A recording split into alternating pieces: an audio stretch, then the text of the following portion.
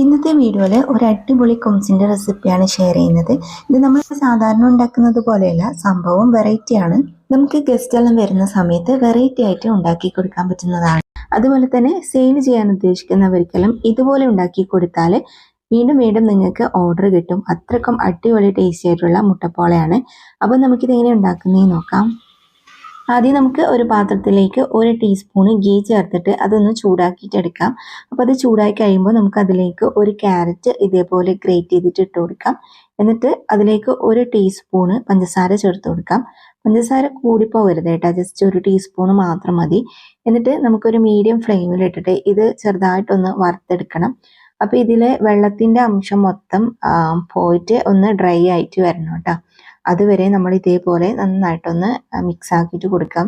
Carrot കരിഞ്ഞു പോകരുത് കേട്ടോ, ജസ്റ്റ് ഇതിൻ്റെ വെള്ളത്തിൻ്റെ അംശം പോകുന്നത് വരെ നമ്മൾ ഇതേപോലെ ഒന്ന് വറുത്തെടുക്കാം. എന്നിട്ട് ഇത് നമുക്ക് കോരി വെക്കാം. നെയ്യിൽ വറുത്തെടുത്താൽ ക്യാരറ്റിന് നല്ലൊരു ടേസ്റ്റാണ്. അപ്പോൾ അത് നമ്മൾ മാറ്റി വെച്ചതിന് ശേഷം അതേ പാത്രത്തിൽ തന്നെ നമുക്ക് 1 ടീസ്പൂണും കൂടി ഗീ ചേർത്തിട്ട് അത് ചൂടായി കഴിഞ്ഞാൽ അതിലേക്ക് നമുക്ക് കുറച്ച് തേങ്ങ ചേർത്ത് കൊടുക്കാം.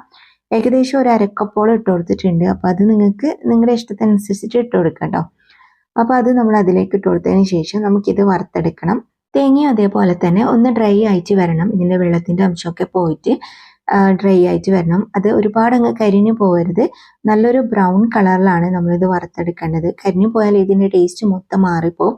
അപ്പോൾ ഇത് ഈ ഒരു കളറിൽ നമ്മൾ റെഡിയാക്കിയിട്ട് അതും കൂടി മാറ്റി വെക്കും. അതിനുശേഷം ഡ്രൈ ആയിട്ടുള്ള ഒരു ബൗളിലേക്ക് നമുക്ക് 3 മുട്ട പൊട്ടിച്ചൊഴിച്ച് കൊടുക്കാം. മുട്ട നിങ്ങൾ ഫ്രിഡ്ജിൽ നിന്ന് ഡയറക്റ്റ് ആയിട്ട് എടുത്തിട്ട് പൊട്ടിച്ചൊഴിക്കരുത് കേട്ടോ. റൂം ടെമ്പറേച്ചറിലായതിനു ശേഷം വേണം നമ്മൾ ബൗളിലേക്ക് പൊടിച്ചൊഴിച്ച് കൊടുക്കാൻ വേണ്ടിയിട്ട്. അതിനുശേഷം നമ്മൾ ഫ്ലേവറിനായിട്ട് കൊടുക്കുന്നത് ഏലക്കാപ്പൊടിയാണ്. അതല്ലെങ്കിൽ ഏതെങ്കിലും എസൻസ് ചേർത്ത് കൊടുത്താലും മതി. പിന്നെ നമ്മളൊരു 1/2 കപ്പോളം പഞ്ചസാര ഇതിലേക്ക് ആഡ് ചെയ്ത് കൊടുക്കാം. ഏകദേശം 6 ടേബിൾ സ്പൂൺ ആണ് കേട്ടോ നമ്മൾ ചേർത്ത് കൊടുക്കുന്നത്. അതിനുശേഷം നമുക്ക് നന്നായിട്ട് ഇത് ബീറ്റ് ചെയ്തെടുക്കണം. ഇതിപ്പോൾ നല്ലൊരു നാടൻ ടേസ്റ്റ് കിട്ടാൻ വേണ്ടിയിട്ടാണ് കേട്ടോ നമ്മൾ ഏലക്കാപ്പൊടി ചേർത്ത് കൊടുക്കുന്നത്. നിങ്ങൾക്ക് വേണമെങ്കിൽ കുറച്ചുകൂടി വെറൈറ്റി ആക്കണമെന്നുള്ളവർക്ക് വനില എസൻസോ അല്ലെങ്കിൽ പിസ്ത എസൻസോ അങ്ങനെ എന്തെങ്കിലും ചേർത്ത് കൊടുക്കാം. പിന്നെ നമുക്ക് നല്ലൊരു കളർ കിട്ടാൻ വേണ്ടിയിട്ട് കുറച്ച് ഫുഡ് കളറോ അല്ലെങ്കിൽ കുറച്ച് മഞ്ഞൾപ്പൊടിയോ ഇതിലേക്ക് ചേർത്ത് കൊടുത്തിട്ട് നമ്മൾ നന്നായിട്ട് ബീറ്റ് ചെയ്തെടുക്കണം. അപ്പോൾ ഇതാ ബീറ്റ് ചെയ്തിട്ട് ഇതുപോലെ നല്ല ക്രീം പോലെ ആയിട്ട് കിട്ടണം. അതുവരെ നമ്മൾ ബീറ്റ് ചെയ്യണം കേട്ടോ. അപ്പോൾ നിങ്ങൾ ഇതുപോലെ നന്നായിട്ട് മുട്ട പതഞ്ഞ് വരുന്നത് വരെ ബീറ്റ് ചെയ്യുക.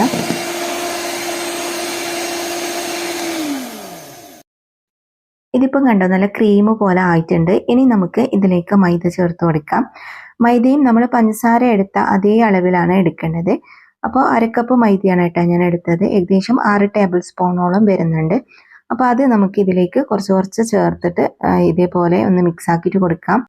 അപ്പോൾ നമ്മൾ ഇതുപോലെ കുറച്ച് മൈദ ചേർത്തിട്ട് ഇങ്ങനെ പതുക്കെ മിക്സ് ആക്കിയിട്ട് കൊടുക്കണം കേട്ടോ. നമ്മൾ പെട്ടെന്ന് അങ്ങനെ മിക്സ് ആക്കി കഴിഞ്ഞാൽ ഇത് നമ്മൾ പതപ്പിച്ചെടുത്ത മുട്ട മൊത്തം താഴ്ന്നു പോകും. അപ്പോൾ അതുകൊണ്ട് നമ്മൾ ഇതേപോലെ പതുക്കെ ഒന്ന് മിക്സ് ആക്കിയിട്ട് കൊടുക്കാം. അതിന് ശേഷം നമുക്ക് നമ്മൾ നേരത്തെ വറുത്ത് വെച്ച ക്യാരറ്റ് ഉണ്ടല്ലോ, അതിൻ്റെ ഒരു 1/4 ഭാഗത്തോളം ഇതിലേക്ക് ഇട്ട് കൊടുക്കാം. പിന്നെ നമ്മൾ വറുത്ത് വെച്ച തേങ്ങയും ഇതിലേക്ക് ഒരു 1/4 ഭാഗത്തോളം നമുക്ക് ചേർത്ത് കൊടുക്കാം. എന്നിട്ട് ഇതും നമുക്ക് ഇതിലേക്ക് മിക്സ് ആക്കിയിട്ട് കൊടുക്കാം. ഇതും ഞാൻ നേരത്തെ പറഞ്ഞ പോലെ തന്നെ ഒന്ന് പതുക്കെ വേണം നമ്മൾ മിക്സ് ആക്കിയിട്ട് കൊടുക്കാൻ വേണ്ടിയിട്ട്. ഈ ക്യാരറ്റും തേങ്ങയെല്ലാം നമ്മൾ വറുത്തിട്ട് ഇതിലേക്ക് ഇട്ട് കൊടുക്കുന്നുണ്ട് എല്ലാ സ്ഥലത്തും ഒരേപോലെ ആയിട്ട് കിട്ടും കേട്ടോ. അതല്ലാണ്ട് നമ്മൾ ചെയ്ത് കഴിഞ്ഞാൽ ഇത് മൊത്തം അടിയിൽ പോയിട്ട് നിൽക്കും.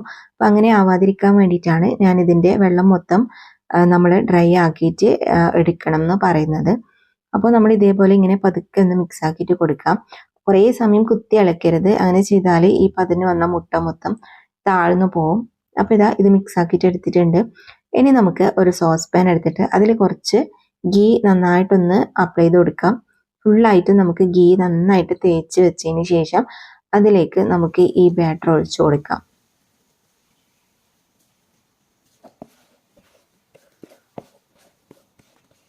എന്നിട്ട് എയർ ബബിൾസ് ഇല്ലാതിരിക്കാൻ വേണ്ടിയിട്ട് നമുക്ക് നന്നായിട്ടൊന്ന് ടാപ്പ് ചെയ്ത് കൊടുക്കാം. എന്നിട്ട് ഇതിൻ്റെ മുകളിൽ നമ്മൾ നേരത്തെ ബാലൻസ് വെച്ച ക്യാരറ്റും ആ തേങ്ങയും ഇതിൻ്റെ മുകളിലേക്ക് ഇട്ട് കൊടുക്കാം. ഇതിങ്ങനെ ഇട്ടാൽ കാണാൻ നല്ല രസമുണ്ടാവും. അപ്പോൾ ഇതാ ഇതിങ്ങനെ ഫുള്ളായിട്ട് നമുക്ക് ഇട്ട് കൊടുക്കാം. ഇനി നമുക്ക് ഇത് വേവിക്കാൻ വേണ്ടിയിട്ട് ഒരു പഴയ ദോശക്കല്ല് ചൂടാക്കാൻ വേണ്ടിയിട്ട് വെക്കാം. അപ്പോൾ അത് ചൂടായി കഴിയുമ്പോൾ അതിൻ്റെ മുകളിലേക്ക് നമുക്ക് ഈ സോസ് പാന് വെച്ച് കൊടുക്കാം. എന്നിട്ട് ലോ ഫ്ലെയിമിലാക്കിയിട്ട് മൂടി വെച്ചിട്ട് കുക്ക് ചെയ്യാം. ഒരു 20 മിനിറ്റ് ആണ് കേട്ടോ നമ്മൾ വേവിക്കേണ്ടത്. 20 മിനിറ്റ് ആകുമ്പോഴത്തേക്കും ഇതുപോലെ നന്നായിട്ട് പൊങ്ങി വരും. അപ്പോൾ ഇതാ നമ്മുടെ മുട്ടപ്പോള നല്ല അടിപൊളിയായിട്ട് സെറ്റായിട്ട് വന്നിട്ടുണ്ട്. കാണാൻ നല്ല ഭംഗിയാണ്. ഈ ഒരു രീതിയിൽ ഉണ്ടാക്കിയാൽ അടിപൊളി ടേസ്റ്റ് ആണ്. എല്ലാവർക്കും ഇഷ്ടപ്പെടുന്ന ഒരു ടേസ്റ്റ് ആണ് കേട്ടോ. സെയിൽ ചെയ്യാൻ ഉദ്ദേശിക്കുന്നവരെല്ലാം ഈ ഒരു രീതിയിൽ സെയിൽ ചെയ്താൽ നിങ്ങൾക്ക് വീണ്ടും വീണ്ടും ഓർഡർ കിട്ടും. അടിപൊളിയാണ്. അപ്പോൾ എല്ലാവരും ട്രൈ ചെയ്ത് നോക്കുക. നല്ല സ്പോഞ്ച് പോലെ നമുക്ക് റെഡി ആയിട്ട് കിട്ടിയിട്ടുണ്ട്. അപ്പോൾ ഇന്നത്തെ വീഡിയോ ഇത്രയേ ഉള്ളൂ. വീഡിയോ ഇഷ്ടപ്പെട്ടാൽ ലൈക്കും ഷെയറും കമൻറ്റും ചെയ്യുക. സബ്സ്ക്രൈബ് ചെയ്തേ കാണുന്നവരാണെങ്കിൽ സബ്സ്ക്രൈബ് ചെയ്ത് സപ്പോർട്ടും കൂടി ചെയ്യണേ. അപ്പോൾ നല്ലൊരു വീഡിയോ ആയിട്ട് നമുക്ക് വീണ്ടും കാണാം.